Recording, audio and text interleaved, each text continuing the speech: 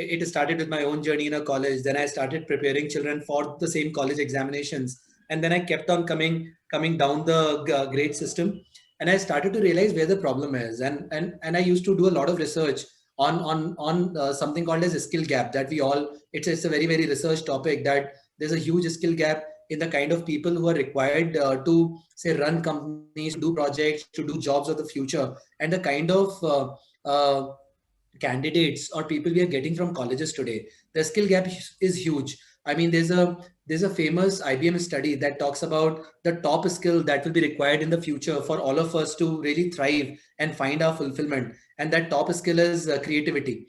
And there's another study which clearly is entirely opposite, from NASA, that actually talks about how creativity in children drops from a 98% natural potential to about 12% between the age of 6 to 14.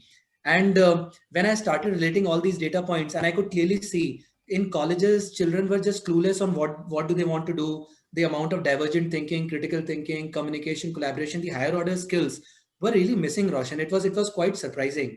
We were all running behind jobs that we didn't know why are we picking them, and then we were getting bored to death by doing those jobs for 2 3 years. So I could clearly see there's a problem there. And the problem actually was not with colleges, and the problem was not with the jobs that we were doing. I could clearly link that problem back to our schooling system, which is completely focused on, is still surprisingly focused on information and rote learning, and doesn't focus as much on higher order thinking skills and real world learning, right? I could clearly see that that is where the gap is, and that is why NASA's study clearly mentions that creativity as a skill comes down to most of the children lose their creative potential by the time they're 14 years old, Roshan.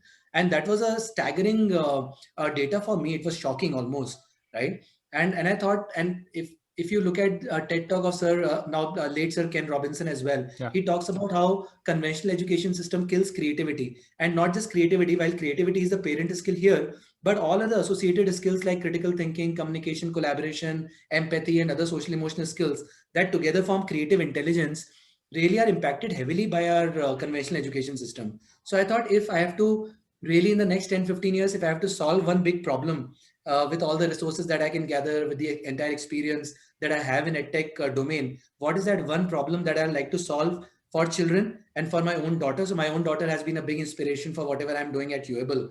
And that is how the idea of Uable came to being. That is how I came out of the test prep and typical K-12 business to think afresh, to start afresh, and to break the mold.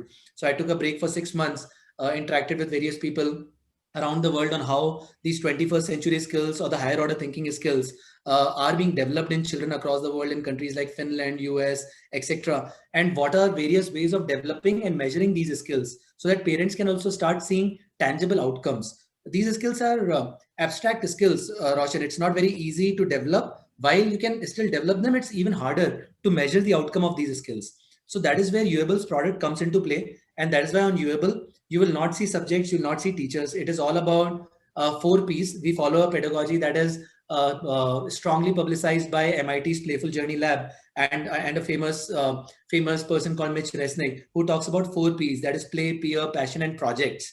So we don't talk about subjects, we talk about passions. We don't talk about teachers, we talk about peer learning, right? And uh, we don't talk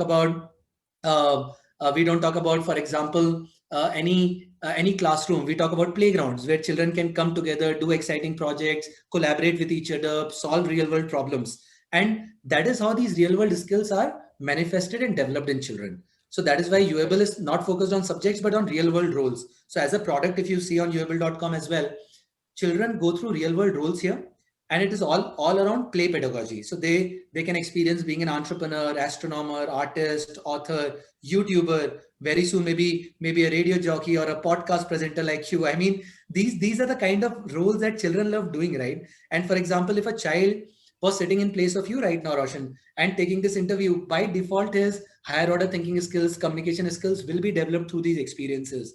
And children are not going through these experiences while they're in schools. So that is why we are based on role play, where children go through these real world roles and do exciting projects that are being designed by our team through live learning environments, where 4 to 6 children come together and do these real world projects and develop skills in a very tangible way, where parents also get to see how these skills are being developed. We have proper assessments in place which keep informing the parents where their children are and how to improve these skills as children go through in their journey.